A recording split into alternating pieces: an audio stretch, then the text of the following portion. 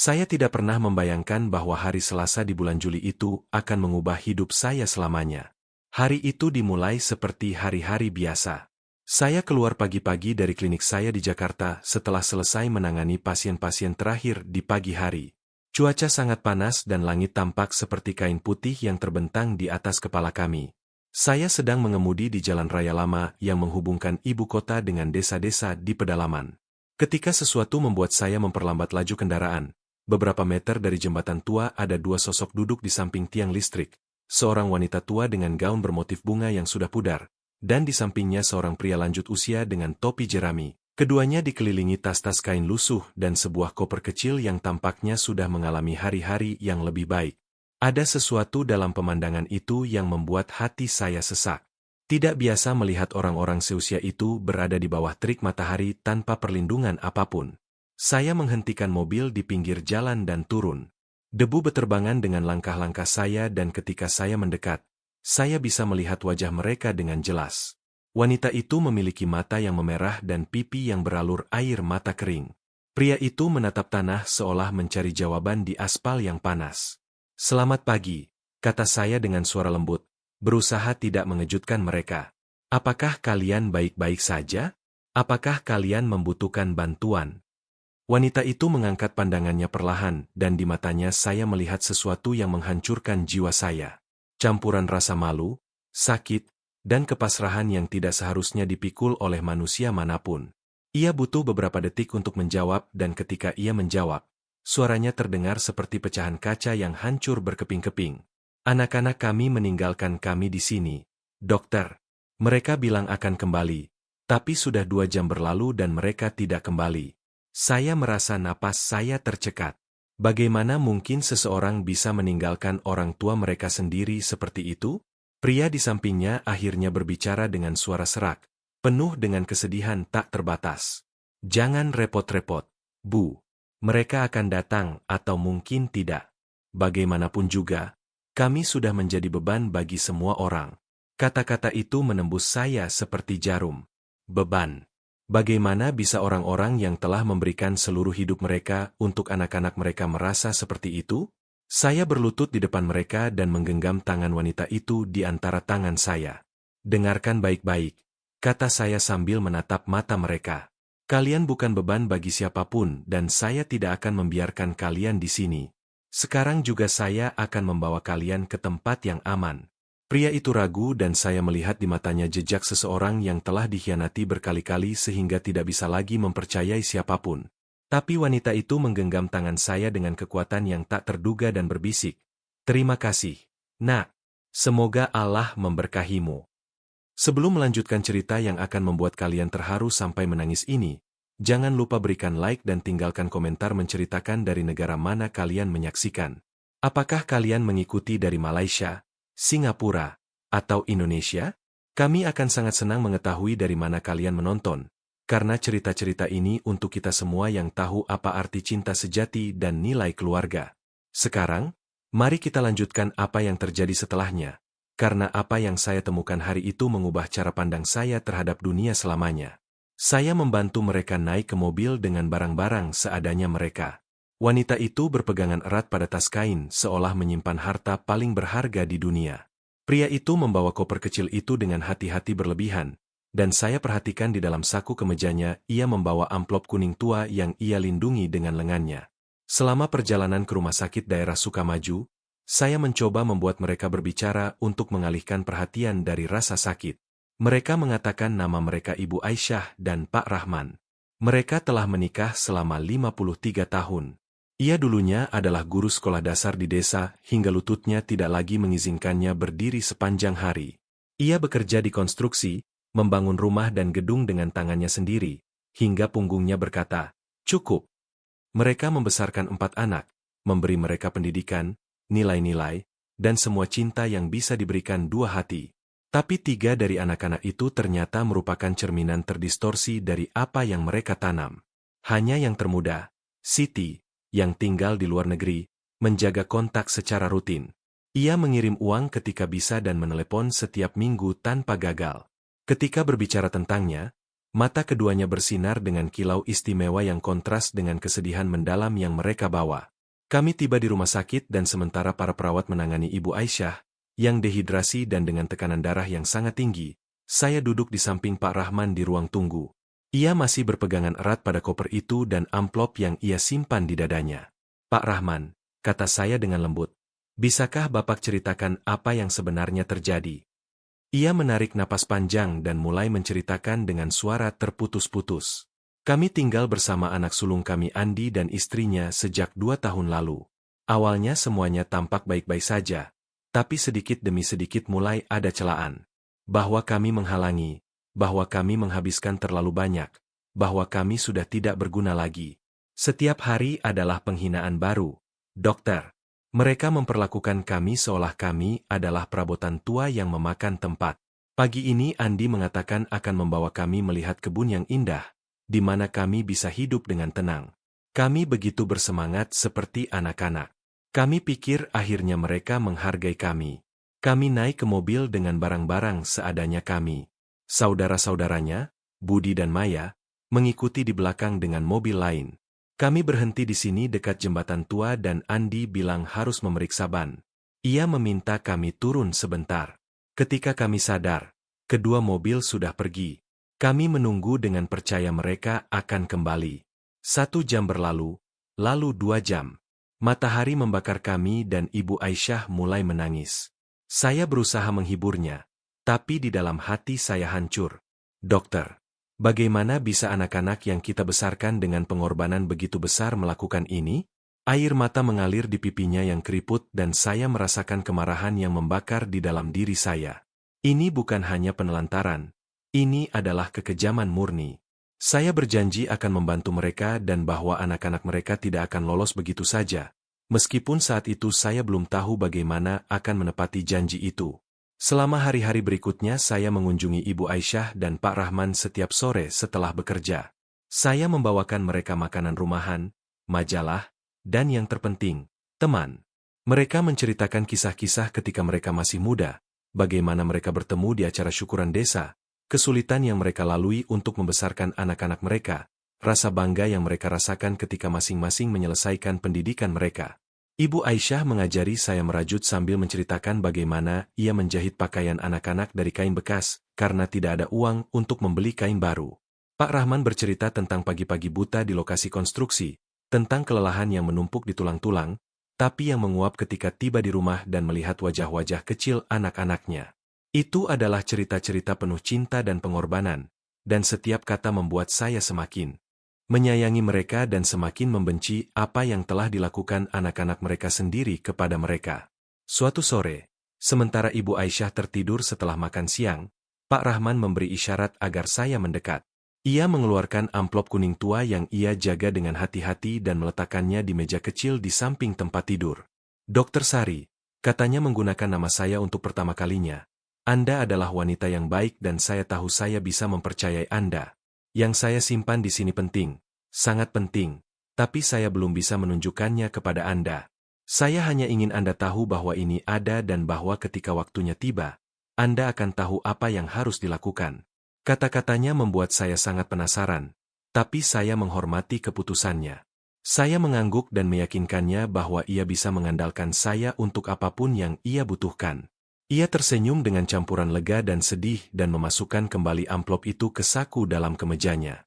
Malam itu, saat mengemudi pulang ke rumah, saya tidak bisa berhenti memikirkan misteri yang ia jaga dengan sangat hati-hati itu. Apakah itu uang tabungan, dokumen penting, warisan? Tapi ada sesuatu yang lebih dalam dari sekadar rasa ingin tahu. Saya merasa bahwa takdir saya terhubung dengan pasangan itu dengan cara yang belum sepenuhnya saya pahami. Seolah hidup telah menempatkan saya di jalan mereka karena alasan yang melampaui kebetulan. Pada hari keempat, dokter mengizinkan Ibu Aisyah keluar dari rumah sakit. Kesehatannya telah stabil, tapi ia membutuhkan istirahat dan perawatan. Mereka tidak bisa kembali ke rumah anak-anak mereka manapun dan pensiun yang mereka terima cukup untuk bertahan hidup. Tanpa berpikir 2 kali, saya menawarkan mereka tinggal di rumah saya. Saya punya banyak ruang sejak ibu saya meninggal 2 tahun lalu, dan sejujurnya kesepian kadang terlalu berat. Awalnya mereka menolak, mengatakan bahwa mereka sudah cukup menyalahgunakan kebaikan saya, tapi saya terus mendesak sampai mereka menerima. Itu adalah salah satu keputusan terbaik dalam hidup saya. Kehadiran mereka di rumah mengisi ruang-ruang kosong yang bahkan tidak saya sadari ada. Ibu Aisyah mengurus tanaman-tanaman di halaman yang selalu saya abaikan karena kekurangan waktu. Pak Rahman memperbaiki barang-barang yang rusak dan yang saya tinggalkan untuk nanti. Makanan kembali terasa seperti rumah. Sore hari penuh dengan percakapan mendalam dan tawa tulus. Seolah saya telah mendapatkan kembali orang tua yang hidup ambil terlalu cepat dari saya. Tapi kedamaian tidak berlangsung lama, karena pada hari ke-10 Andi muncul. Ia datang dengan mobil mewah, mengenakan jas mahal dengan ekspresi khawatir. Ia memencet bel berulang kali sampai saya membuka. "Selamat pagi, Bu. Saya Andi, anak dari Ibu Aisyah dan Pak Rahman. Saya sudah tahu mereka ada di sini dan saya datang untuk menjenguk mereka." Ada sesuatu dalam nadanya yang membuat saya waspada. Kepalsuan yang terasa dari jarak jauh. Saya membiarkannya masuk dan memanggil orang tuanya. Ketika Ibu Aisyah melihatnya, wajahnya memucat dan ia berpegangan erat pada lengan suaminya. Pak Rahman sebaliknya menjadi kaku seperti patung. Pertemuan itu canggung dan tegang. Andi berusaha menunjukkan penyesalan. "Ayah, Ibu, maafkan saya. Yang terjadi adalah kesalahpahaman. Kami panik dan pergi mengira kalian sudah mendapat tumpangan. Kami sudah mencari kalian kemana-mana." Kebohongan. Kebohongan terang-terangan yang tidak ada satupun dari kami yang mempercayainya. Ibu Aisyah menangis dalam diam sementara Pak Rahman menatapnya dengan campuran sakit dan kekecewaan. "Nak," katanya akhirnya dengan suara tegas, "kamu meninggalkan kami di jalan raya dengan sengaja. Kamu meninggalkan kami di bawah terik matahari seperti sampah dan sekarang kamu datang dengan kebohongan." Andi menjadi gugup dan kemudian menunjukkan wajah aslinya. "Dengar, kalian sudah tua, tidak bisa mengurus diri sendiri. Saya datang untuk membawa kalian kembali ke rumah, di mana kalian akan dirawat lebih baik." Saya segera campur tangan. "Pak Andi, orang tua Anda baik-baik saja di sini dan mereka tidak akan pergi kemanapun kecuali mereka yang memutuskan." Ia menatap saya dengan meremehkan. "Dan siapa Anda berani ikut campur dalam urusan keluarga?" "Seorang dokter yang tahu mengenali perlakuan buruk ketika melihatnya," jawab saya tanpa menurunkan pandangan. Ia pergi sambil membanting pintu. Tapi sebelum pergi, ia melontarkan ancaman yang terselubung. "Ini tidak akan berakhir begini. Saya akan kembali bersama saudara-saudara saya dan kita lihat siapa yang benar." Ketika ia pergi, Ibu Aisyah hancur menangis. Pak Rahman gemetar menahan amarah dan saya tahu bahwa pertempuran baru saja dimulai. Malam itu, sementara kami bertiga makan malam dalam diam, Pak Rahman akhirnya berbicara. "Dokter Sari, sudah waktunya Anda tahu kebenarannya." Ia mengeluarkan amplop kuning tua dan meletakkannya di atas meja. Ibu Aisyah mengangguk dengan air mata di mata. "Buka," katanya dengan hikmat. Dengan tangan gemetar saya membuka lipatan kertas tua itu dan apa yang saya baca membuat saya tercengang. Itu adalah surat tanah, dokumen legal kepemilikan kebun seluas 30 hektar yang terletak di pinggiran desa, tanah subur dengan sumber air sendiri dan rumah joglo besar. Tapi yang mengejutkan saya bukan luasnya atau nilai yang pasti sangat tinggi, melainkan nama yang muncul sebagai pemilik tunggal. Siti, anak bungsu yang tinggal di luar negeri. Ibu Aisyah berbicara dengan suara terputus-putus. 5 tahun lalu, ketika kesehatan Pak Rahman memburuk dan biaya pengobatan membuat kami bangkrut, kami hampir kehilangan kebun yang telah kami beli dengan kerja keras seumur hidup. Siti, yang bekerja sebagai perawat di Amerika Serikat, mengirim semua tabungannya, membayar hutang-hutang dan menyelamatkan properti itu, tapi kami melihat ambisi di mata anak-anak kami yang lain. Kami tahu bahwa begitu kami meninggal mereka akan berebut tanah itu tanpa peduli apapun. Jadi dengan bantuan teman notaris kami memasukkan semuanya atas nama Siti. Ia bahkan tidak tahu karena kami ingin itu menjadi kejutan ketika ia kembali. Anak-anak yang lain mengira kebun itu masih atas nama kami, dan karena itulah mereka memperlakukan kami dengan sedikit perhatian selama bertahun-tahun. Tapi sekarang setelah mereka meninggalkan kami dengan pikiran kami akan mati sendirian di jalan raya, mereka pasti sudah merencanakan bagaimana membagi warisan. Pak Rahman melanjutkan dengan suara tegas meskipun dengan air mata. "Karena itulah saya menyimpan dokumen ini, dokter. Ini adalah bukti bahwa keadilan ada dan bahwa cinta sejati selalu menemukan imbalannya. Siti pantas mendapat tanah itu karena ia satu-satunya yang tidak pernah meninggalkan kami, satu-satunya yang menelepon meskipun berjarak ribuan kilometer, satu-satunya yang mengirim uang bahkan ketika ia sendiri kesulitan. Ia adalah anak kami yang sejati. Saya tidak bisa berkata-kata selama beberapa menit memproses wahyu itu. Akhirnya saya bertanya, apakah Siti tahu apa yang terjadi? Apakah ia tahu bahwa saudara-saudaranya meninggalkan kalian? Ibu Aisyah menggeleng. Kami tidak ingin membuatnya khawatir. Ia punya kehidupannya di sana, pekerjaannya, tanggung jawabnya. Tapi saya pikir sudah waktunya memberitahu kebenarannya. Saya mengangguk dan mengambil keputusan. Besok pagi kita akan meneleponnya dan menceritakan semuanya. Ia berhak tahu dan kalian perlu, ia ada di dekat kalian. Malam itu saya bisa tidur memikirkan semua yang telah saya temukan, kejahatan anak-anak yang tidak tahu terima kasih, kebaikan tak terbatas dari orang tua yang terus melindungi, bahkan mereka yang telah mengkhianati mereka, dan cinta tanpa syarat dari seorang anak yang dari kejauhan telah menjadi penyangga sejati keluarga itu. Keesokan harinya, di pagi hari kami melakukan panggilan. Jam 6 sore di California ketika Siti menjawab dengan suaranya yang manis dan hangat. Ibu, ayah, apakah kalian baik-baik saja? Ibu Aisyah berusaha berbicara, tapi suaranya pecah. Pak Rahmanlah yang dengan suara tegas menceritakan semuanya. Penelantaran, jalan raya, kemunculan saya, pengkhianatan saudara-saudaranya. Keheningan di sisi lain sangat menyayat hati. Ketika akhirnya Siti berbicara, suaranya penuh air mata dan amarah yang tertahan. Saya akan ke sana. Saya akan ambil penerbangan pertama yang tersedia. Jangan pindah dari mana kalian berada. Katakan pada dokter itu bahwa saya akan selamanya berterima kasih padanya. Saya tiba lusa. Ketika kami menutup telepon, Ibu Aisyah dan Pak Rahman berpelukan sambil menangis lega. Dan saya merasakan kehangatan di dada. Keluarga yang hancur itu mulai sembuh. 2 hari kemudian saya pergi ke bandara untuk menjemput Siti. Saya langsung mengenalinya karena ia memiliki mata yang baik hati seperti ibunya dan dahi yang lebar seperti ayahnya.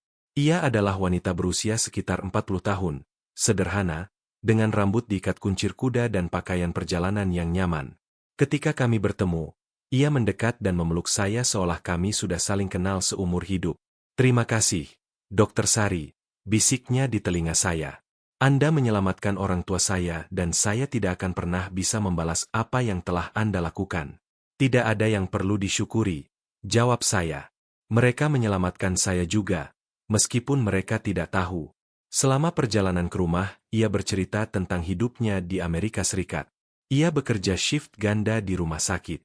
Ia tinggal di apartemen kecil berbagi dengan 2 perawat lainnya. Ia menabung setiap sen untuk dikirim ke orang tuanya. Ia tidak pernah menikah karena prioritasnya selalu mereka. Ia telah mengorbankan kebahagiaannya sendiri untuk merawat mereka yang memberinya kehidupan. Dan sekarang ia menemukan bahwa saudara-saudaranya telah mencoba menghancurkan sedikit yang tersisa dari keluarga itu. Ketika kami tiba di rumah saya, reuni itu adalah salah satu yang akan mengukir jiwa selamanya. Ibu Aisyah berlari sebaik mungkin dengan kakinya yang sakit dan memeluk erat putrinya.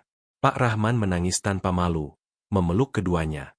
Mereka bertiga membentuk lingkaran tertutup cinta murni dan saya berdiri di samping mengamati dengan air mata di mata. Pada saat itu saya tahu semuanya berharga. Sore hari yang sama sisa keluarga muncul. Andi datang pertama dengan istrinya, lalu Budi dengan istrinya dan akhirnya Maya sendirian, karena ia bercerai. Mereka datang dengan hadiah-hadiah mahal dan senyum palsu. Ketika mereka melihat Siti, mereka membeku. Mereka tidak mengharapkan menemukannya di sana.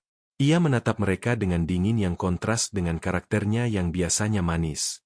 Jadi kalian adalah orang-orang berani yang meninggalkan orang tua kami di jalan raya. Andi mencoba membela diri. Siti, ini bukan seperti yang kamu pikirkan. Ini kesalahpahaman. Ia memotongnya dengan nada tajam. Kesalahpahaman adalah lupa membeli susu. Meninggalkan orang tua lanjut usia di bawah terik matahari, mengetahui mereka bisa mati adalah kekejaman murni. Budi campur tangan dengan nada merendahkan. Kamu selalu jadi anak kesayangan. Kamu tidak tahu bagaimana rasanya menanggung mereka hari demi hari. Maya menambahkan dengan racun. Tentu saja, kamu hidup tenang jauh di sana, sementara kami berkorban. Siti menatap mereka satu persatu dan berkata dengan suara tegas. Berkorban adalah menelepon setiap minggu meskipun kamu lelah.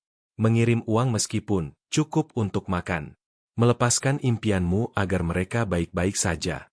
Kalian tidak berkorban. Kalian memanfaatkan mereka selama itu menguntungkan dan ketika mereka berhenti berguna, kalian membuang mereka seperti sampah. Keheningan yang mengikuti tebal dan berat. Akhirnya, Andi mengubah taktik. Baiklah, lupakan masa lalu. Yang penting ayah dan ibu baik-baik saja. Sekarang harus memikirkan masa depan. Bagaimana menghidupi mereka, tentang warisan. Di sanalah alasan sebenarnya kunjungan mereka. Pak Rahman, yang diam sepanjang waktu, berdiri dan berbicara dengan otoritas yang belum pernah saya dengar sebelumnya. Warisan. Warisan apa yang kalian bicarakan? Kalian tidak akan mewarisi apapun dari saya. Andi melanjutkan. Ayah, jangan bilang begitu. Kami anak-anak Anda. Kami punya hak. Pak Rahman mengeluarkan amplop kuning tua dari sakunya dan meletakkannya di atas meja. Kebun yang kalian sudah bagi-bagi di pikiran kalian sudah punya pemilik. 5 tahun lalu saya memasukkannya atas nama Siti.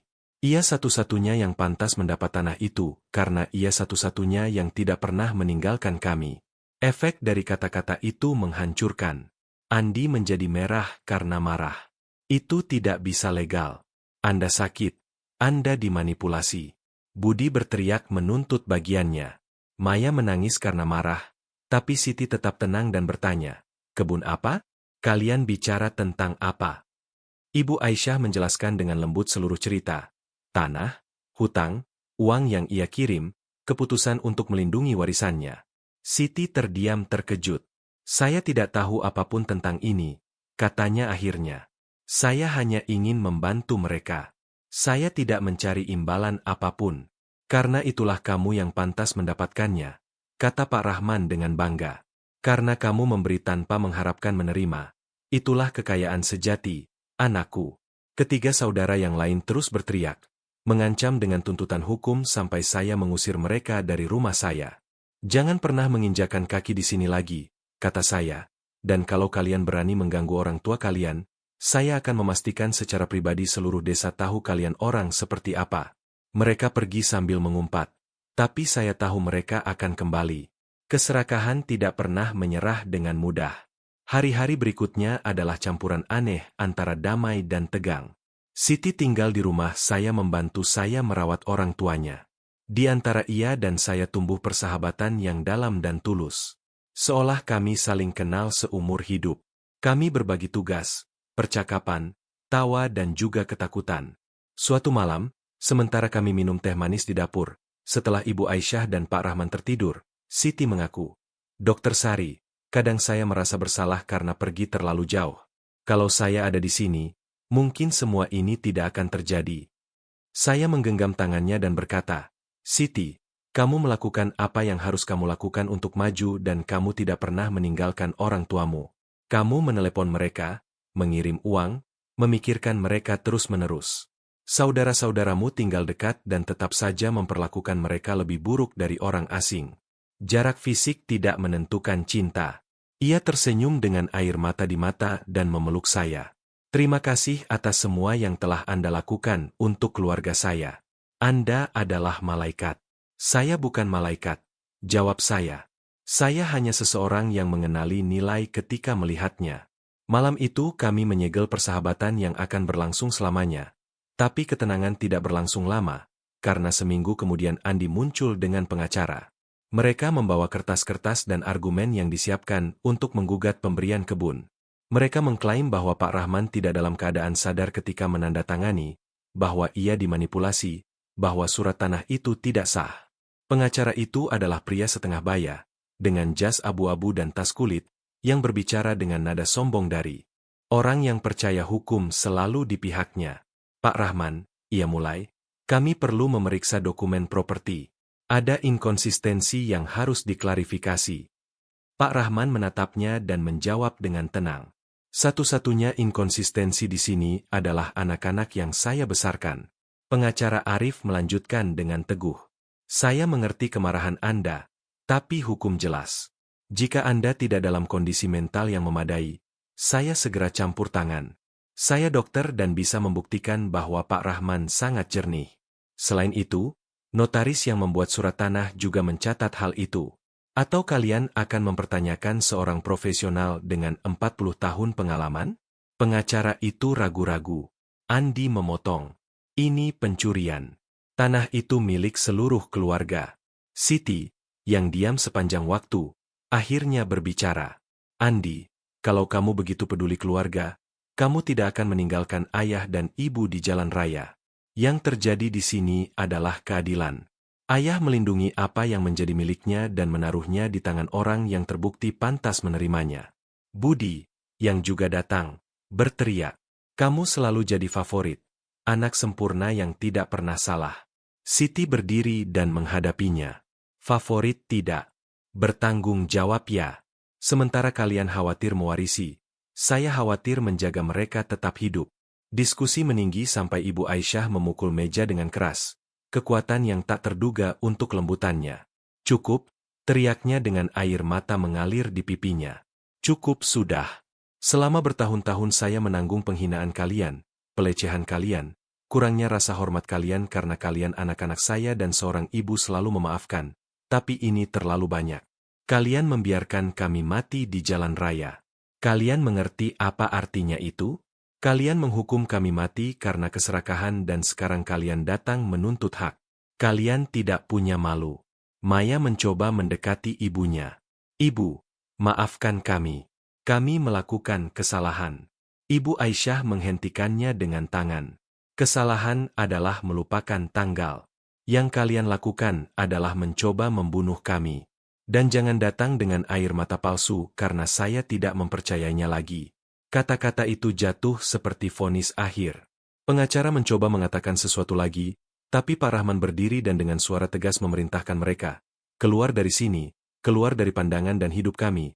Jika kalian mengganggu Siti lagi atau mencoba mengambil apa yang menjadi miliknya, saya akan pergi sendiri ke polisi dan menceritakan ke seluruh dunia apa yang kalian lakukan. Andi, Budi, dan Maya keluar dalam diam. Kalah. Pengacara mengikuti sambil bergumam sesuatu tentang tuntutan masa depan.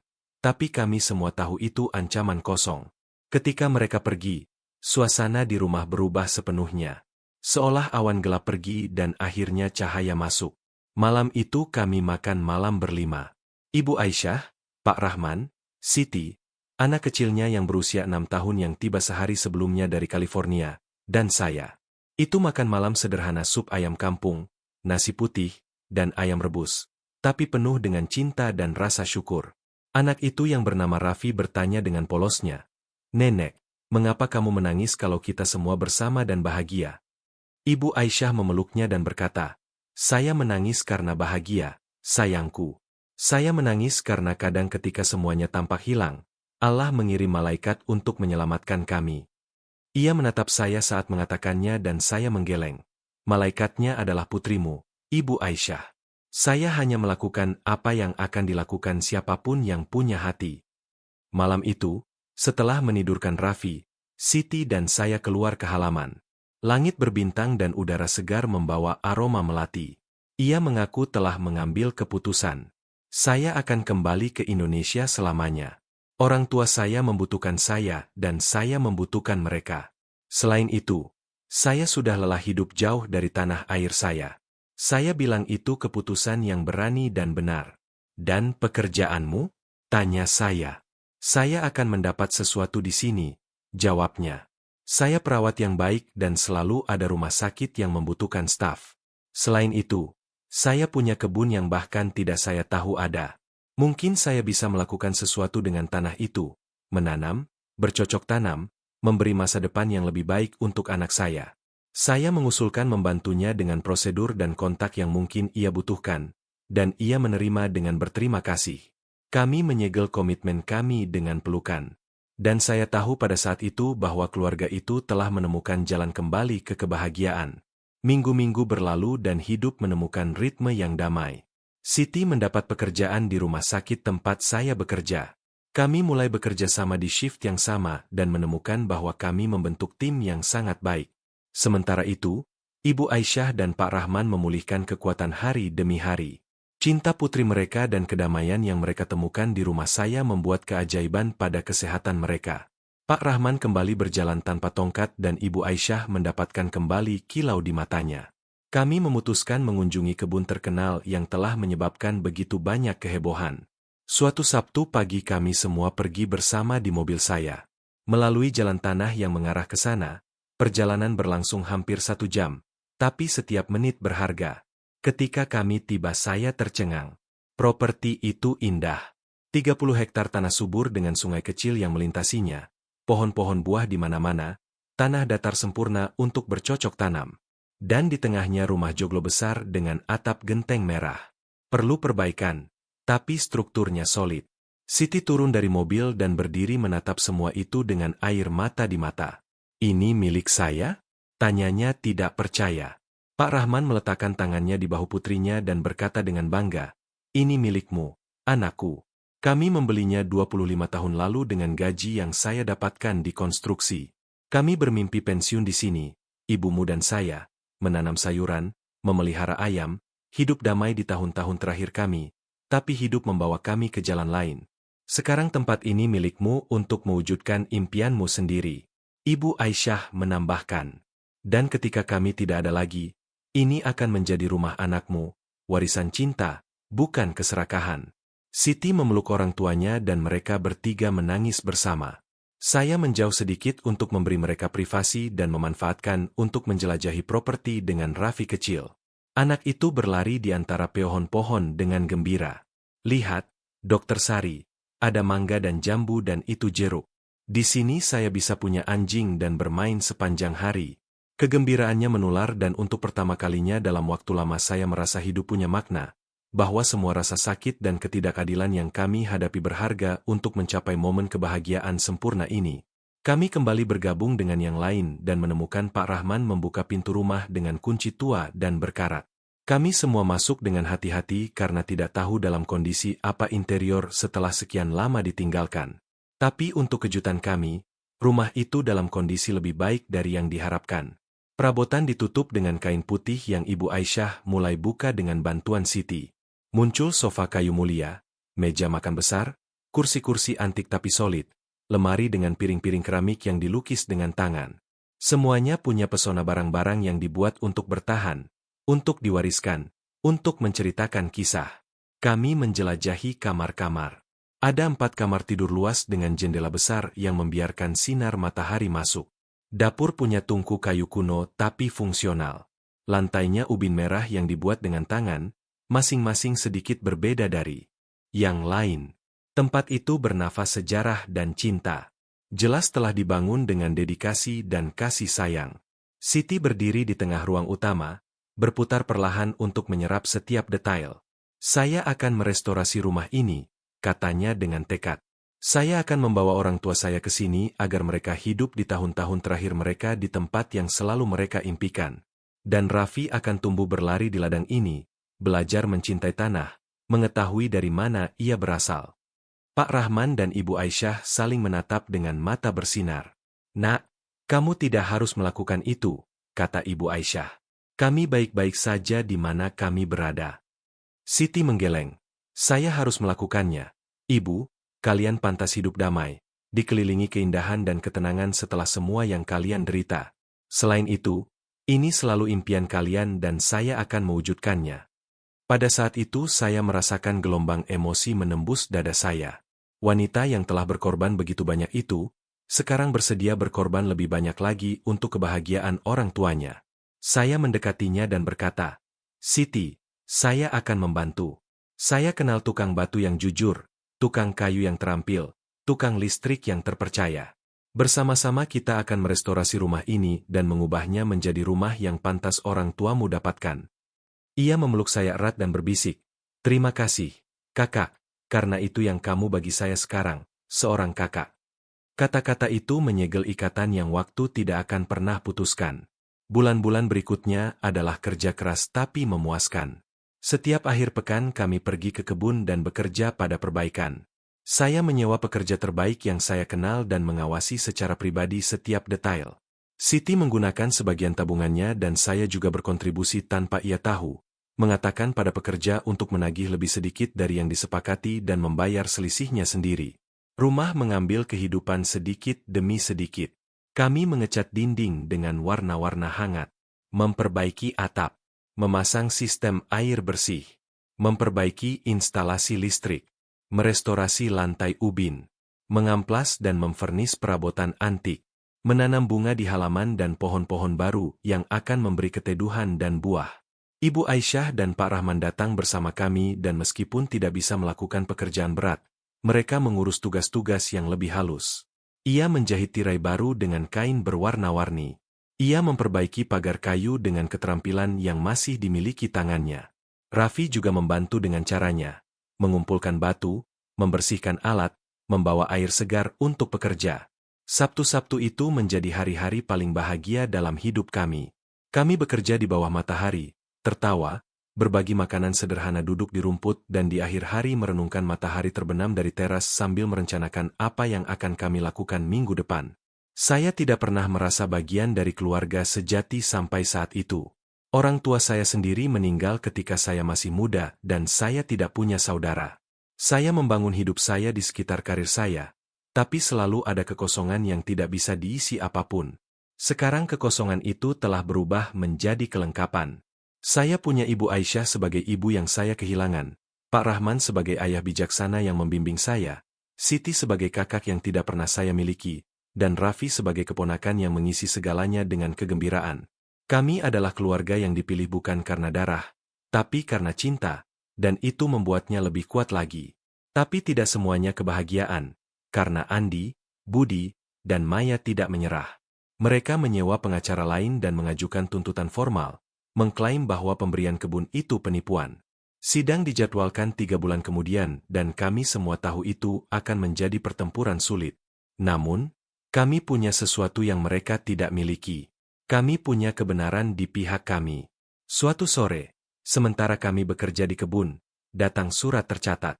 Itu panggilan resmi untuk sidang. Siti membacanya dengan dahi berkerut dan kemudian meletakkannya di atas meja. Biar mereka datang, katanya dengan tenang, biar mereka bawa semua pengacara yang mereka mau. Kebenaran selalu terungkap dan mereka tahu apa yang mereka lakukan. Pak Rahman menambahkan, saya punya semua dokumen yang teratur. Notaris bersedia bersaksi. Dokter saya akan membuktikan bahwa saya dalam keadaan mental yang penuh. Dan kalau perlu, saya sendiri akan ceritakan ke hakim bagaimana mereka meninggalkan kami di jalan raya. Ibu Aisyah, yang biasanya paling lembut dari semua orang, menunjukkan kekuatan tak terduga. Kalau saya harus berdiri di depan hakim dan mengatakan bahwa anak-anak saya sendiri mencoba membunuh kami, saya akan melakukannya tanpa ragu. Cinta seorang ibu punya batas dan mereka melampaui batas itu sejak lama. Tekad itu membuat saya bangga. Mereka adalah orang-orang yang telah diinjak-injak, dihina, dan dikhianati, tapi mereka tidak hancur. Mereka bangkit lebih kuat dari sebelumnya dan bersedia berjuang untuk apa yang adil. Hari sidang tiba. Itu hari Senin yang kelabu, salah satu hari ketika langit tampak akan menangis. Kami datang pagi-pagi ke Pengadilan Negeri Jakarta Barat, semua mengenakan pakaian terbaik kami, tapi tanpa pura-pura. Andi, Budi, dan Maya datang dengan pengacara mereka, semua dengan jas mahal dan sikap sombong. Kontrasnya jelas. Mereka tampak seperti pengusaha sukses. Kami tampak seperti orang biasa, tapi penampilan menipu. Dan hari itu terbukti bahwa kebenaran tidak perlu berdandan mewah untuk bersinar. Sidang dimulai dengan pengacara pihak penggugat menyampaikan argumen mereka.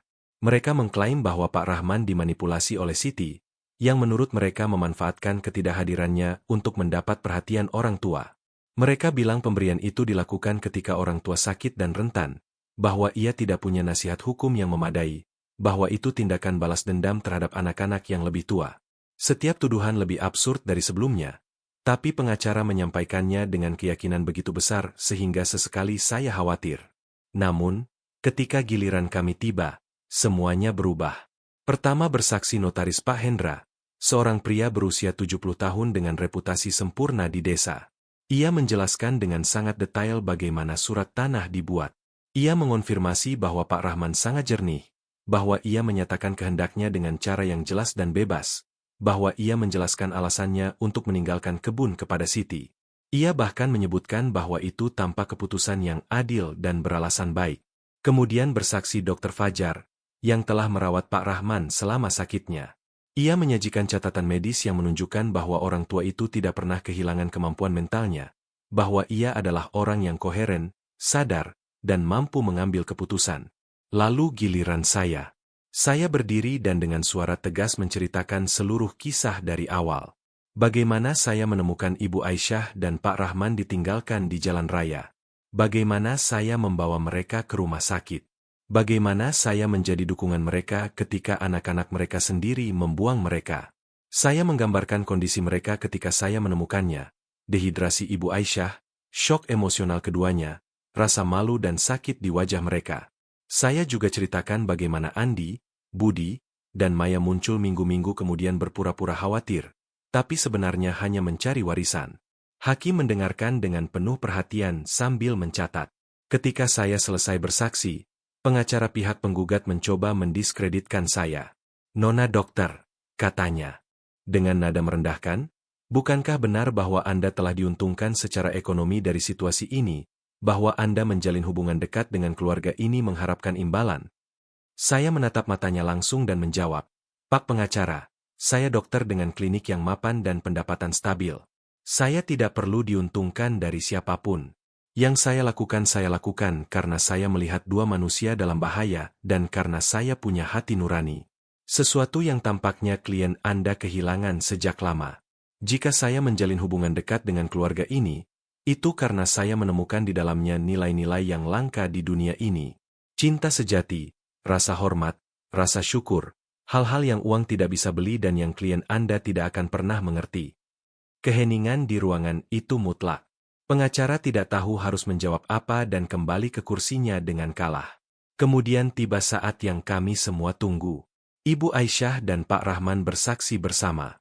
Pak Rahman berbicara pertama dengan suara jelas dan tegas meskipun usianya. "Pak Hakim," ia mulai. "Saya bekerja selama 50 tahun di konstruksi. Saya membangun rumah, gedung, jembatan. Tangan saya membangun setengah dari desa ini. Dengan uang itu saya menghidupi keluarga saya. Saya memberi pendidikan kepada 4 anak saya dan membeli kebun yang sekarang menjadi sengketa. Saya selalu bermimpi anak-anak saya mewarisinya dan merawatnya. Tapi 3 dari mereka membuktikan bahwa mereka hanya tertarik pada nilai uangnya, bukan sentimental. Anak saya Siti, sebaliknya, tidak pernah meminta apapun. Ia pergi ke luar negeri, bukan karena ingin menjauh, tapi karena di sini tidak ada kesempatan. Ia bekerja keras, mengirim uang setiap bulan, menelepon setiap minggu. Ketika saya sakit dan hutang mencekik kami, ia mengirim tabungannya tanpa ragu. Ia menyelamatkan kebun yang sekarang saudara-saudaranya ingin ambil darinya. Karena itulah saya memutuskan menaruhnya atas namanya karena ia pantas. Karena ia menunjukkan cinta sejati. Dan kalau anak-anak saya yang lain tidak setuju, itu masalah mereka. Mereka punya 50 tahun untuk membuktikan bahwa mereka mencintai saya dan satu-satunya yang mereka buktikan adalah keserakahan. Ia berhenti sejenak, menarik napas panjang dan melanjutkan. "Selain itu, Pak Hakim, ketiga anak itu meninggalkan saya dan istri saya di jalan raya berharap kami mati. Bagaimana orang seperti itu bisa menuntut warisan? Hak apa yang mereka punya untuk menuntut apapun?" Dampak dari kata-kata itu menghancurkan. Andi, Budi, dan Maya menundukkan kepala tidak mampu menatap mata ayah mereka. Ibu Aisyah mengambil giliran berbicara. "Saya hanya ingin menambahkan," katanya dengan suara gemetar tapi tegas, "bahwa seorang ibu memaafkan banyak hal, tapi ada batasnya. Saya sakit di setiap penghinaan, setiap pelecehan, setiap kata kejam. Tapi yang paling menyakitkan adalah melihat bagaimana mereka membuang semua cinta yang kami berikan. Siti bukan anak sempurna. Ia hanya anak yang benar-benar mencintai kami. Dan itu, Pak Hakim, tidak ternilai harganya." Ketika mereka selesai berbicara, tidak ada satu mata pun yang kering di ruangan, bahkan Hakim tampak terharu. Akhirnya, Siti bersaksi. Ia singkat dan langsung. "Pak Hakim," katanya, "saya tidak pernah tahu kebun itu atas nama saya sampai beberapa bulan lalu. Saya tidak mencari warisan ini. Saya membantu orang tua saya karena saya mencintai mereka, bukan karena saya mengharapkan sesuatu sebagai balasan. Jika pengadilan memutuskan saya harus berbagi properti dengan saudara-saudara saya akan menerimanya. Tapi saya ingin jelas bahwa mereka meninggalkan orang tua kami di jalan raya dan itu fakta yang tidak ada pengacara yang bisa menyangkal. Hakim meminta reses 2 jam untuk berunding. 2 jam itu adalah yang terpanjang dalam hidup kami. Kami menunggu di warung kopi kecil dekat pengadilan tanpa banyak bicara. Ibu Aisyah berdoa dalam diam sambil menggerakkan bibirnya. Pak Rahman menatap keluar jendela hilang dalam pikirannya. Siti menggenggam tangan saya erat. Raffi, yang datang bersama kami, menggambar di serbet tidak peduli ketegangan. Ketika kami kembali ke ruang sidang, hakim sudah di tempatnya. Kami semua berdiri. Setelah meninjau semua kesaksian dan dokumen, hakim mulai. Saya sampai pada kesimpulan. Pemberian kebun atas nama Siti sepenuhnya legal dan sah. Pak Rahman dalam keadaan mental penuh ketika mengambil keputusan itu dan ia punya semua hak untuk membuang propertinya sesuka hatinya. Selain itu, kesaksian yang disajikan menunjukkan bahwa para penggugat Andi, Budi, dan Maya melakukan tindakan penelantaran serius terhadap orang tua mereka, fakta yang dengan sendirinya mendiskualifikasi klaim moral apapun yang mungkin mereka miliki. Oleh karena itu, sidang diputuskan untuk tergugat. Kebun akan tetap atas nama Siti dan para penggugat diperintahkan membayar biaya sidang. Kasus ditutup. Ia memukul palu dan semuanya berakhir. Kami semua berpelukan menangis karena bahagia dan lega. Andi, Budi, dan Maya keluar dari ruangan tanpa melihat ke belakang, kalah dan malu. Mereka telah kehilangan bukan hanya warisan, tapi juga rasa hormat dan martabat.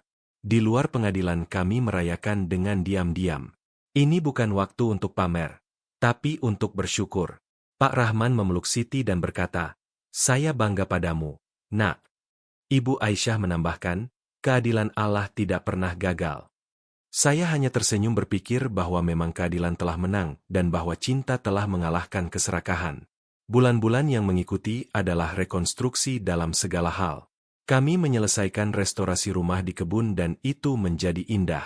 Dinding putih dengan detail biru, jendela dengan tirai berwarna-warni yang Ibu Aisyah jahit, halaman penuh bunga dan tanaman aromatik, pohon-pohon buah yang terawat baik menjanjikan panen berlimpah. Ketika semuanya siap, kami mengadakan pesta peresmian kecil. Kami mengundang tetangga desa, pekerja yang telah membantu, notaris Pak Hendra, Dr. Fajar, dan beberapa perawat dari rumah sakit. Itu sore yang indah penuh musik, makanan, dan tawa. Ibu Aisyah dan Pak Rahman berjalan di rumah mereka menyentuh dinding seolah tidak percaya itu nyata. "Ini impian kami," kata Pak Rahman dengan air mata di mata. "Dan berkat kalian itu menjadi kenyataan." Siti telah memutuskan meninggalkan pekerjaannya di rumah sakit kota untuk mengolah tanah. Ia menanam sayuran, kacang-kacangan, dan bunga. Ia mulai memelihara ayam dan menanam lebih banyak pohon buah. Sedikit demi sedikit kebun berubah menjadi tempat yang produktif dan indah. Raffi tumbuh bahagia berlari di ladang, belajar merawat tanaman, mengumpulkan telur. Ia anak yang berbeda dari yang tiba dari California. Lebih terhubung dengan alam, lebih tenang, lebih bahagia. Saya terus mengunjungi mereka setiap akhir pekan dan sering kali menginap. Rumah saya di kota mulai terasa kosong dan dingin, dibandingkan dengan kehangatan keluarga itu. Suatu sore, sementara kami minum teh manis di teras rumah, Ibu Aisyah berkata kepada saya, "Dokter Sari, Anda juga bagian dari keluarga ini. Rumah ini sama milik Anda seperti milik kami." Pak Rahman menambahkan, "Tanpa Anda tidak ada yang mungkin. Anda menyelamatkan nyawa kami, mengembalikan martabat kami, memberi kami keluarga." Siti menggenggam tangan saya dan berkata, "Kakak, kenapa tidak pindah bersama kami? Di sini ada banyak ruang. Kamu bisa punya kamarmu sendiri, ruangmu sendiri, dan kita semua bersama." Usul itu mengejutkan saya. Tapi ketika saya pikirkan baik-baik, saya sadar itu persis yang hati saya butuhkan. Saya menerima dengan air mata kebahagiaan. Bulan berikutnya saya jual rumah saya di kota, simpan barang-barang paling berharga saya, dan pindah ke kebun. Itu keputusan terbaik dalam hidup saya. Di sana saya menemukan apa yang saya cari tanpa menyadarinya. Keluarga sejati, tujuan, rumah. Saya terus bekerja di rumah sakit, tapi sekarang pulang setiap sore ke tempat yang penuh kehidupan dan cinta. Kami makan malam semua bersama di meja makan besar. Kami ceritakan kisah hari itu, tertawa pada kelucuan Raffi. Kami rencanakan masa depan. Akhir pekan kami bekerja bersama di ladang atau hanya beristirahat di bawah pohon membaca, mengobrol, menikmati keheningan. Ibu Aisyah mengajari saya menjahit dan memasak hidangan tradisional yang saya tidak tahu. Pak Rahman mengajari saya merawat tanaman dan memperbaiki barang dengan tangan. Siti menjadi teman curhat dan sahabat terbaik saya. Kami berbagi rahasia, impian, dan ketakutan. Raffi memanggil saya Tante Sari dan itu mengisi hati saya dengan kelembutan tak terbatas. Itu adalah tahun-tahun paling bahagia dalam hidup saya. Suatu malam Desember, 2 tahun setelah semuanya dimulai, kami semua duduk di sekitar perapian kecil. Hari itu dingin dan api berderak menenangkan. Raffi tidur meringkuk di sofa tertutup selimut rajutan neneknya. Pak Rahman mengisap pipanya menatap api. Ibu Aisyah menyulam taplak meja baru. Siti membaca buku dan saya hanya mengamati pemandangan sempurna itu. Tiba-tiba, Pak Rahman berbicara memecah keheningan. Kalian tahu sesuatu? Saya berpikir banyak akhir-akhir ini tentang semua yang terjadi. Ibu Aisyah berhenti menyulam dan menatapnya dengan penasaran. Apa yang kamu pikirkan, kakek? Ia tersenyum. Saya berpikir bahwa mungkin kami harus melalui semua penderitaan itu untuk sampai pada momen kebahagiaan ini. Kalau anak-anak kami tidak meninggalkan kami tidak akan pernah bertemu Sari. Siti tidak akan kembali. Kami tidak akan tinggal di kebun indah ini, dikelilingi kedamaian. Kadang Allah mengizinkan kita hancur agar bisa membangun kita kembali lebih kuat. Ibu Aisyah mengangguk dengan air mata di mata. Kamu benar, sayangku. Rasa sakit membawa kami pada berkah. Siti menambahkan, Ayah, Ibu, terima kasih telah memberi saya kesempatan untuk membuktikan cinta saya, karena telah mempercayai saya, karena telah mengajari saya bahwa keluarga sejati dibangun dengan tindakan, bukan kata-kata. Saya campur tangan dengan suara terharu. Dan saya berterima kasih karena telah mengadopsi saya sebagai bagian dari keluarga kalian, karena telah mengajari saya bahwa tidak pernah terlambat untuk menemukan rumah. Malam itu kami menyegel fakta diam. Kami akan menjadi keluarga selamanya. Apapun yang terjadi, kami akan saling menjaga dalam kesehatan dan sakit, dalam kegembiraan dan kesedihan. Sampai akhir hari kami. Tahun-tahun berlalu dan hidup melanjutkan jalannya yang alami. Ibu Aisyah dan Pak Rahman menua dengan martabat, dikelilingi cinta putri mereka, cucu mereka, dan saya. Mereka tidak pernah melihat lagi Andi, Budi, atau Maya, yang melanjutkan hidup mereka di kota dengan malu akan masa lalu. Kadang saya bertanya-tanya apakah mereka menyesal atas apa yang mereka lakukan, tapi kemudian itu tidak penting lagi. Hukuman mereka adalah hidup dengan rasa bersalah dan dengan kepastian bahwa mereka telah kehilangan sesuatu yang tak ternilai karena keserakahan. Siti mengubah kebun menjadi bisnis yang makmur. Ia menjual sayuran organik di pasar desa. Selai rumahnya terkenal di seluruh wilayah. Ia bahkan mulai memberikan workshop pertanian berkelanjutan untuk anak-anak muda desa. Raffi tumbuh sehat dan kuat. Ia kuliah agronomi di universitas, tapi selalu pulang setiap akhir pekan. Saya pensiun dari rumah sakit pada usia 65 tahun dan mendedikasikan seluruh waktu saya untuk merawat Ibu Aisyah dan Pak Rahman, yang kesehatannya mulai menurun. Itu tahun-tahun manis penuh momen-momen kecil yang berharga, sarapan di teras melihat matahari terbit, sore percakapan di bawah pohon mangga, malam bercerita untuk Raffi, makan malam tenang di mana kebersamaan saja sudah cukup. Pak Rahman meninggal pertama pada usia 89 tahun. Itu pagi musim semi. Matahari masuk melalui jendela kamarnya dan burung-burung bernyanyi di luar. Kami semua bersamanya. Ibu Aisyah memegang satu tangannya, Siti yang lain. Saya di kaki tempat tidur dan Raffi di samping neneknya. Pak Rahman menatap kami satu persatu dengan mata bijaksana yang telah melihat begitu banyak. Terima kasih, katanya dengan suara lemah tapi jelas. Terima kasih telah membuat tahun-tahun terakhir saya yang paling bahagia. Ibu Aisyah mengelus dahinya sambil menangis dalam diam. Sampai jumpa lagi, sayangku, bisiknya. Pak Rahman tersenyum, menutup matanya, dan pergi dengan damai. Pemakamannya sederhana tapi mengharukan. Setengah desa hadir karena selama tahun-tahun itu, ia telah mendapat rasa hormat dan kasih sayang semua orang. Kami menguburnya di pemakaman Islam kecil dekat masjid di bawah pohon yang ia sendiri tanam bertahun-tahun lalu. Ibu Aisyah bertahan 6 bulan lagi. Kesedihan kehilangan pasangan hidupnya menggerogotinya perlahan meskipun usaha kami membuat ia tetap bersemangat. Suatu malam musim gugur, saat tidur, ia berhenti bernapas. Seolah ia memutuskan sudah waktunya bergabung dengan kekasihnya. Pemakamannya sama mengharukannya. Kami menguburnya di samping Pak Rahman, karena dalam hidup mereka tidak terpisahkan dan dalam kematian juga harus begitu.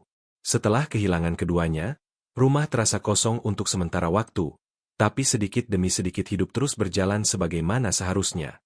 Siti dan saya saling mendukung dalam berkabung. Kami menangis bersama, mengingat bersama, sembuh bersama. Raffi, yang sudah menjadi pemuda berusia 25 tahun, memberi kami kekuatan dengan energi dan optimismenya. Kami memutuskan melanjutkan warisan Ibu Aisyah dan Pak Rahman. Kami menjaga kebun tetap produktif. Kami melestarikan rumah persis seperti yang mereka impikan. Kami menanam taman memorial dengan bunga-bunga favorit keduanya. Setiap peringatan kematian mereka kami melakukan upacara keluarga kecil di mana kami berbagi cerita dan bersyukur untuk semua yang mereka ajarkan. Saya sudah wanita berusia 70 tahun. Rambut saya sepenuhnya putih dan tubuh saya tidak punya energi yang sama seperti dulu. Tapi hati saya penuh. Saya telah hidup kehidupan yang lengkap dan bermakna. Saya telah menemukan cinta, keluarga, dan tujuan yang saya cari. Siti tetap saudara jiwa saya. Raffi seperti cucu saya dan kebun itu rumah sejati saya. Kadang, ketika saya duduk sendirian di teras saat matahari terbenam menatap gunung-gunung di kejauhan, saya memikirkan hari itu di jalan raya ketika saya melihat dua orang tua ditinggalkan dan memutuskan berhenti. Keputusan sederhana itu telah mengubah jalan hidup saya sepenuhnya. Itu memberi saya keluarga, memberi saya tujuan, mengajari saya bahwa cinta sejati ada dan bahwa kebaikan selalu menemukan imbalannya. Saya memikirkan Andi, Budi, dan Maya dan merasa kasihan. Mereka kehilangan begitu banyak karena keserakahan. Mereka kehilangan orang tua, warisan, rasa hormat, kedamaian batin, sementara saya, yang tidak berbagi darah dengan keluarga itu, mendapat semua yang mereka kehilangan. Hidup punya cara yang aneh untuk membuat keadilan. Tidak selalu cepat atau jelas. Tapi akhirnya setiap orang menerima apa yang pantas. Mereka yang mencintai dicintai, mereka yang memberi menerima, mereka yang menanam kebaikan menuai kebahagiaan. Suatu hari musim panas, ketika saya berusia 75 tahun dan kesehatan saya mulai menurun, Siti mengadakan reuni keluarga. Ia mengundang semua yang telah menjadi bagian dari cerita kami. Datang tetangga lama, rekan rumah sakit, pekerja yang telah membantu merestorasi rumah, Pak Hendra sang notaris. Sudah sangat tua, Dr. Fajar. Pensiun seperti saya, teman-teman desa. Itu perayaan hidup, semua yang kami bangun bersama. Raffi membawa pacarnya, gadis manis bernama Dewi, yang mengingatkan saya pada Ibu Aisyah. Di tengah pesta, Siti meminta keheningan dan mengambil kata. Saya ingin memanfaatkan momen ini, katanya dengan suara terharu, untuk berterima kasih pada orang yang membuat semua ini mungkin. Dokter Sari tidak hanya menyelamatkan orang tua saya sore itu di jalan raya, ia menyelamatkan kami semua. Ia memberi saya keluarga, memberi anak saya nenek, mengembalikan martabat orang tua saya. Ia mengajari saya apa arti cinta tanpa syarat. Semua bertepuk tangan dan saya tidak bisa menahan air mata.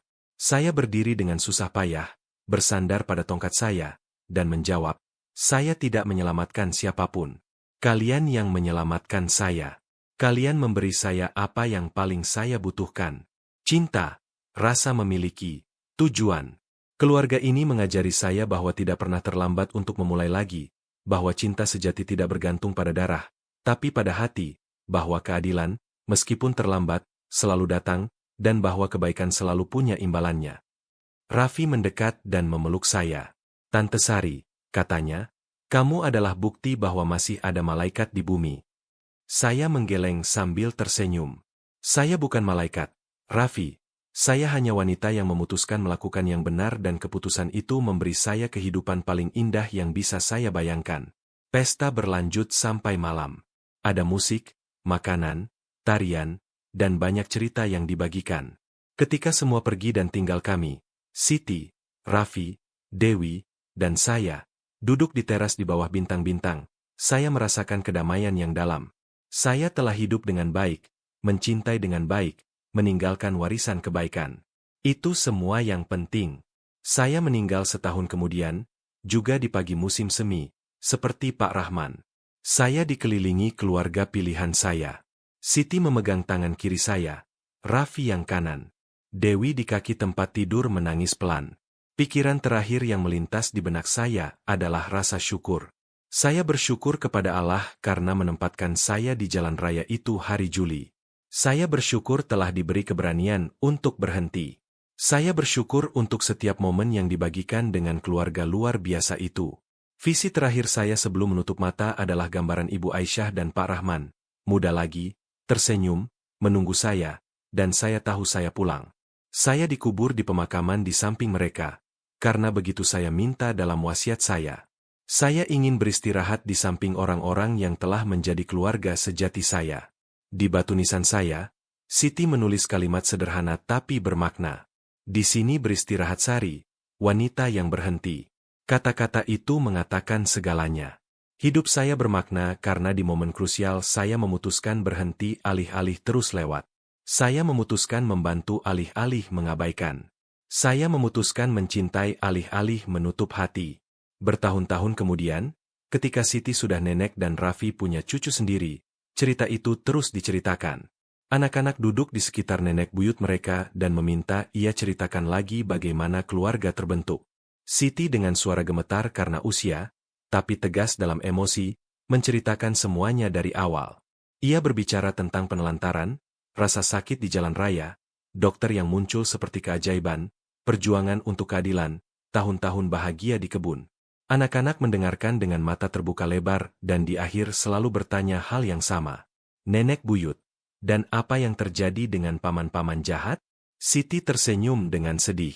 Paman-paman jahat, seperti kalian sebut, hidup sisa hidup mereka dengan rasa bersalah dan penyesalan.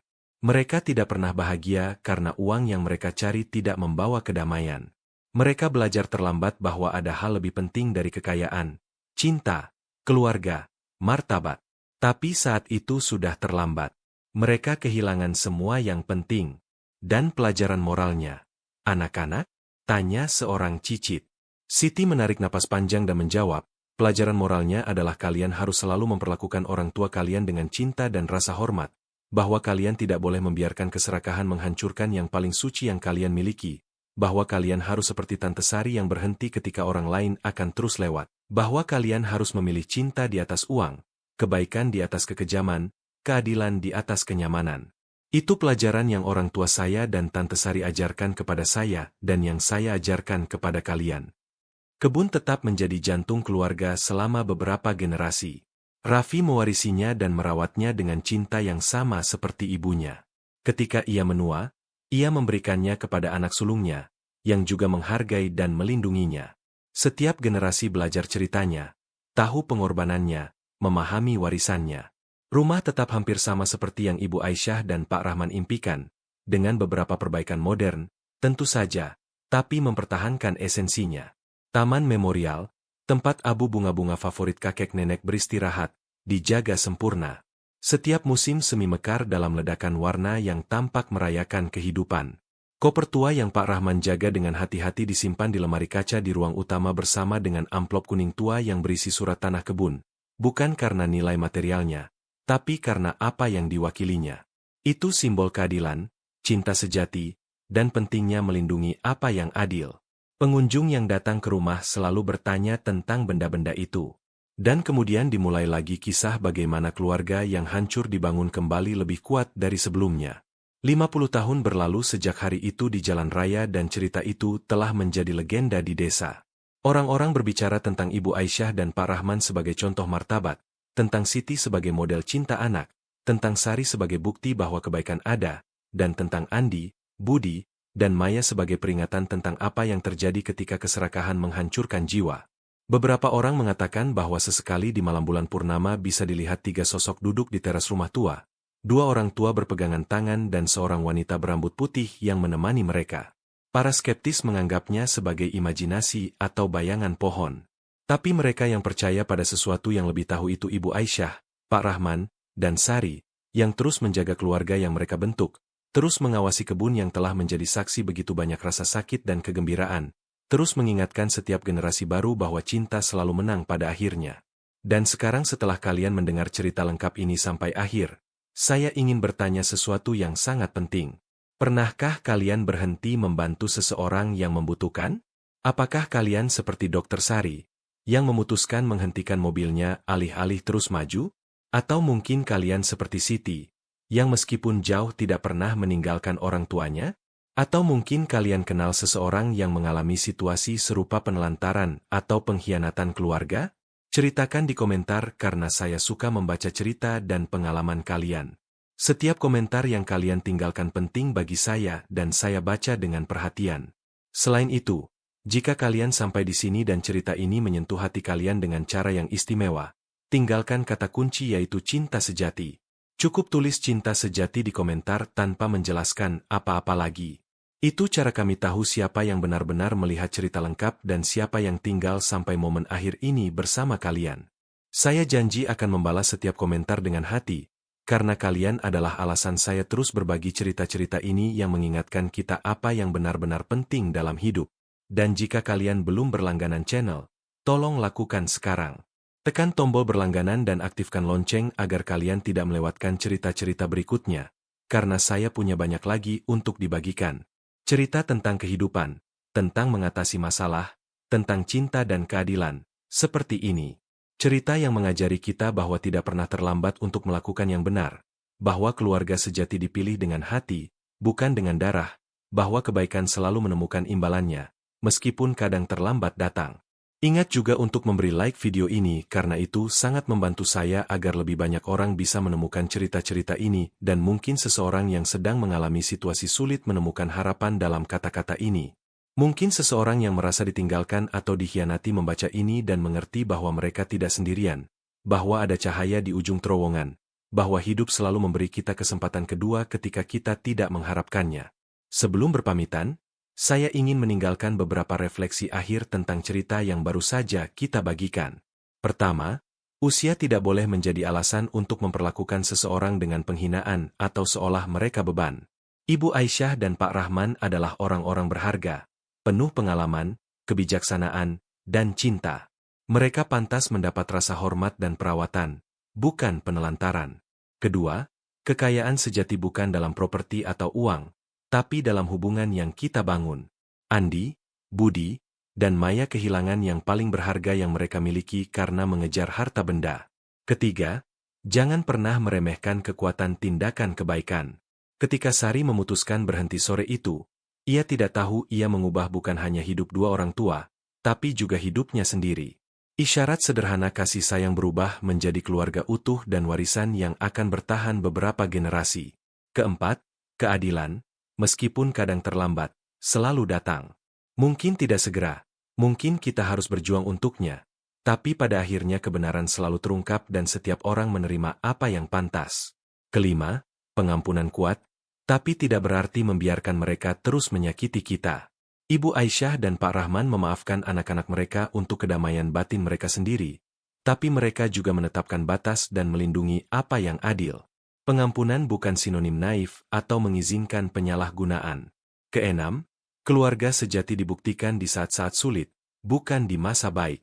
Siapapun bisa hadir ketika semuanya baik-baik saja, tapi hanya mereka yang benar-benar mencintai yang tetap ada ketika badai datang. Siti membuktikan menjadi keluarga sejati dari kejauhan dengan teleponnya, kekhawatirannya, dukungan konstannya, sementara saudara-saudaranya, yang tinggal dekat, membuktikan menjadi orang asing dengan niat buruk. Ketujuh, tidak pernah terlambat untuk menemukan tempatmu di dunia. Sari adalah wanita kesepian yang pikir hidupnya sudah ditentukan, tapi pada usia 55 tahun ia menemukan keluarga yang selalu ia butuhkan. Hidup selalu menyimpan kejutan indah jika kita menjaga hati tetap terbuka. Kedelapan, kesalahan orang tua tidak membenarkan kekejaman anak. Mungkin Ibu Aisyah dan Pak Rahman tidak sempurna. Mungkin mereka membuat kesalahan dalam membesarkan anak-anak mereka seperti semua orang tua. Tapi tidak ada yang membenarkan penelantaran dan pengkhianatan yang mereka alami. Ketidaksempurnaan manusia bukan alasan untuk kekejaman. Kesembilan, bahwa hal-hal material datang dan pergi, tapi cinta sejati abadi. Kebun bisa hilang, rumah bisa runtuh, tapi cinta yang menyatukan keluarga pilihan itu melampaui semua yang material dan berlanjut bahkan setelah kematian. Dan kesepuluh, setiap keputusan yang kita ambil punya konsekuensi. Andi, Budi, dan Maya mengambil keputusan meninggalkan orang tua mereka dan keputusan itu menelan biaya semua yang mereka miliki. Sari mengambil keputusan berhenti dan membantu dan keputusan itu memberinya semua yang ia butuhkan. Pilihan kita menentukan siapa kita dan jenis kehidupan apa yang akan kita jalani. Cerita ini juga mengajari kita sesuatu yang sangat penting tentang penuaan dan bagaimana kita memperlakukan orang tua kita dalam masyarakat modern.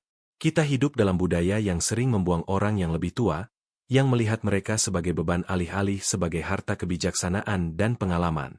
Ibu Aisyah dan Pak Rahman masih punya begitu banyak untuk ditawarkan, begitu banyak cerita untuk diceritakan, begitu banyak pelajaran untuk diajarkan, begitu banyak cinta untuk diberikan. Tapi 3 dari anak mereka hanya melihat mulut yang perlu diberi makan, ruang yang mereka tempati, uang yang mereka habiskan. Mentalitas ini berbahaya dan destruktif. Orang tua kita pantas dihormati, dihargai, dirawat, dan dinilai.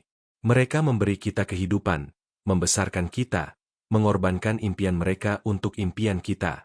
Yang paling sedikit bisa kita lakukan adalah memastikan tahun-tahun terakhir mereka bermartabat dan penuh cinta.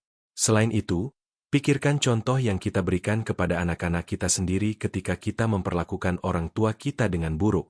Kita mengajari mereka bahwa ketika kita menua, mereka bisa memperlakukan kita dengan cara yang sama. Roda selalu berputar dan apa yang kamu tanam adalah apa yang kamu panen. Andi, Budi, dan Maya mungkin akan berakhir ditinggalkan oleh anak-anak mereka sendiri, karena itu contoh yang mereka berikan. Sementara keturunan Siti akan belajar nilai cinta keluarga dan akan merawat orang tua mereka dengan rasa hormat dan kasih sayang. Saya juga ingin bicara tentang topik warisan, karena cerita ini punya banyak yang mengajari kita tentangnya. Sedih, tapi umum, bahwa keluarga hancur karena perselisihan uang dan properti. Saya melihat kasus dalam hidup saya sendiri di rumah sakit dan di komunitas saya di mana saudara yang saling mencintai seumur hidup menjadi musuh ketika orang tua meninggal dan harus membagi warisan. Uang punya cara mengeluarkan yang terburuk dari orang, membangunkan keserakahan yang tidur tersembunyi. Tapi ini kebenarannya yang banyak orang lupa. Tidak ada jumlah uang yang berharga jika kamu kehilangan keluargamu dalam prosesnya. Tidak ada properti yang lebih berharga dari hubungan. Kamu bisa mewarisi jutaan, tapi jika kamu sendirian tanpa siapapun yang benar-benar mencintaimu, apa gunanya? Warisan sejati yang orang tua tinggalkan bukan rumah atau rekening bank, melainkan contoh yang mereka berikan, nilai yang mereka tanamkan, cinta yang mereka bagikan. Itulah yang benar-benar bertahan dan yang membuat perbedaan dalam hidup anak-anak mereka. Ibu Aisyah dan Pak Rahman meninggalkan warisan terbaik yang mungkin untuk Siti. Mereka mengajarinya mencintai tanpa syarat, menjadi murah hati, menghargai apa yang penting, berjuang untuk keadilan. Pelajaran itu lebih berharga dari kebun manapun, sebesar apapun. Sekarang saya ingin kita merenungkan sesuatu yang lebih personal. Bagaimana kamu memperlakukan orang tuamu atau orang yang lebih tua dalam hidupmu? Apakah kamu menelepon mereka sering? Apakah kamu mengunjungi mereka? Apakah kamu menunjukkan cinta dan rasa syukurmu? Atau apakah kamu begitu sibuk dengan hidupmu sendiri sehingga kamu menempatkan mereka di latar belakang? Jangan tunggu sampai terlambat untuk menghargai mereka yang memberimu segalanya. Waktu berlalu lebih cepat dari yang kita kira dan suatu hari kamu akan sadar bahwa mereka sudah tidak ada dan kemudian datang penyesalan, rasa sakit dari semua yang tidak kamu katakan, dari semua yang tidak kamu lakukan. Jangan biarkan itu terjadi padamu. Jika orang tuamu masih hidup dan baik-baik saja, syukuri berkah itu dan tunjukkan cintamu setiap hari. Jika mereka sudah tidak bersamamu, hormati kenangan mereka dengan hidup sesuai nilai yang mereka ajarkan. Dan jika hubunganmu dengan mereka rumit karena alasan apapun, cari cara untuk menyembuhkan luka itu, karena dendam hanya akan meracunimu sendiri, pengampunan membebaskan dan cinta menyembuhkan. Dan untuk kalian yang mungkin lebih mengidentifikasi diri dengan Sari, yang sendirian, yang merasa hidup melewatimu begitu saja, yang pikir sudah terlambat untuk menemukan cinta atau keluarga atau tujuan, saya ingin mengatakan ini dengan sepenuh hati. Tidak pernah terlambat. Sari berusia 55 tahun ketika hidupnya berubah sepenuhnya. Ia bisa saja lewat begitu saja hari itu di jalan raya. Ia bisa saja pikir membantu dua orang asing terlalu merepotkan. Tapi ia memutuskan berhenti dan keputusan itu memberinya keluarga paling indah yang bisa ia bayangkan. Momenmu bisa datang besok atau bulan depan atau tahun depan. Jaga hatimu tetap terbuka. Jaga kesediaanmu untuk membantu. Jaga imanmu bahwa hal-hal baik masih bisa terjadi. Karena hidup punya cara luar biasa mengejutkan kita ketika kita paling tidak mengharapkannya.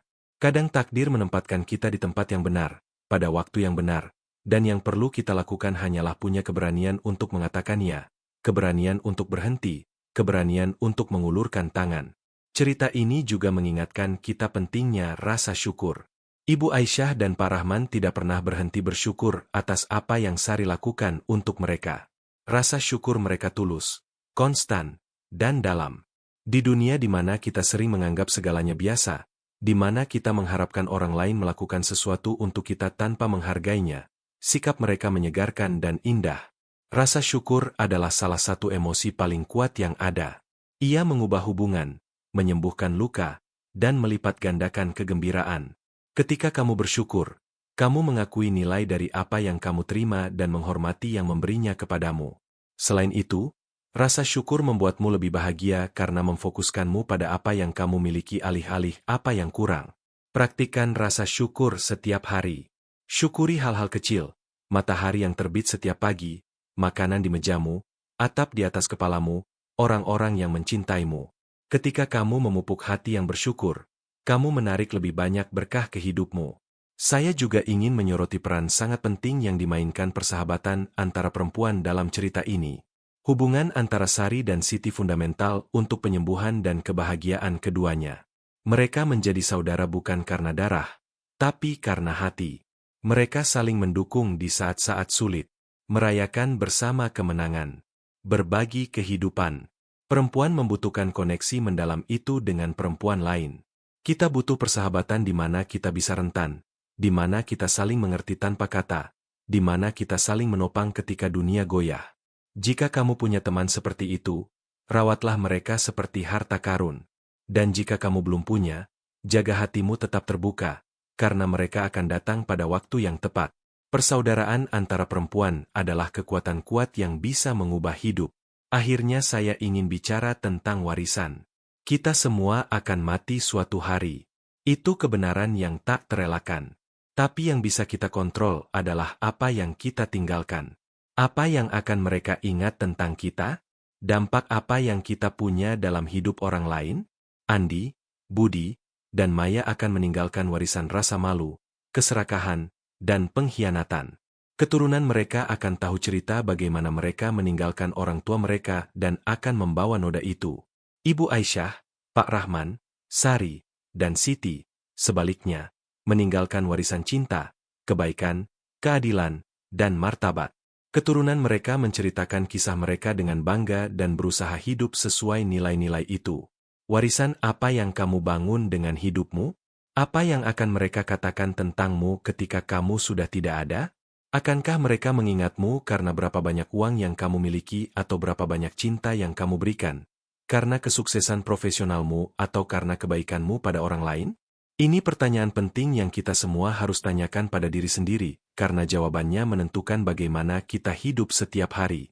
Bangun warisan yang bisa kamu banggakan. Hidup sedemikian rupa sehingga ketika hari terakhirmu tiba kamu bisa melihat ke belakang tanpa penyesalan, mengetahui bahwa kamu mencintai dengan baik, bahwa kamu membantu ketika bisa, bahwa kamu membuat dunia sedikit lebih baik. Jadi, teman-teman yang telah menemani saya sampai akhir cerita panjang ini, saya mengundang kalian untuk merenungkan semua yang telah kita bagikan di sini. Pikirkan tentang keputusan yang kalian ambil dalam hidup kalian, bagaimana kalian memperlakukan orang-orang yang kalian cintai, jenis warisan apa yang kalian bangun, dan jika ada sesuatu yang perlu kalian ubah, jangan tunggu.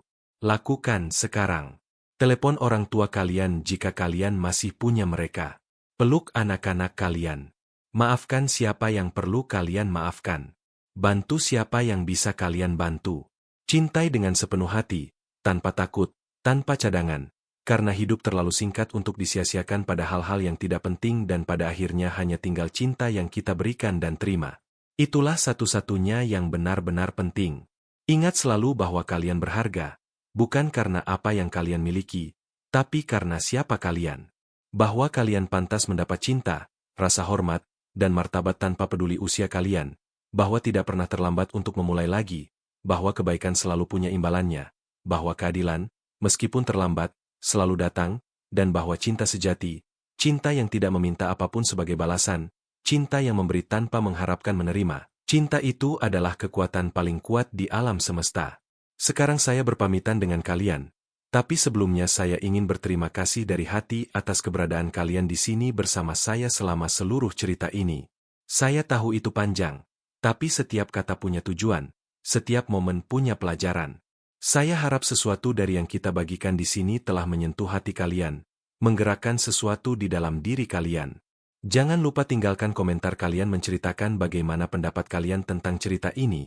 Apakah kalian tahu kasus serupa? Pelajaran apa yang kalian ambil? Ingat tulis cinta sejati jika kalian sampai di sini. Beri like video, berlangganan channel jika kalian belum melakukannya. Aktifkan lonceng untuk menerima notifikasi video-video berikutnya. Bagikan cerita ini dengan seseorang yang kalian rasa perlu mendengarnya.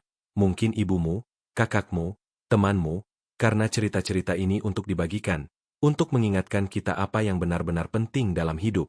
Dan sekarang saya mengundang kalian untuk melihat video berikutnya yang muncul di layar kalian, di mana saya punya cerita lain yang sama mengharukan dan menginspirasi. Saya tunggu kalian di sana untuk terus berbagi bersama refleksi-refleksi ini tentang kehidupan, cinta, dan keluarga. Sampai jumpa lagi, teman-teman. Semoga Allah memberkahi kalian dan mengisi kalian dengan cinta sejati selalu.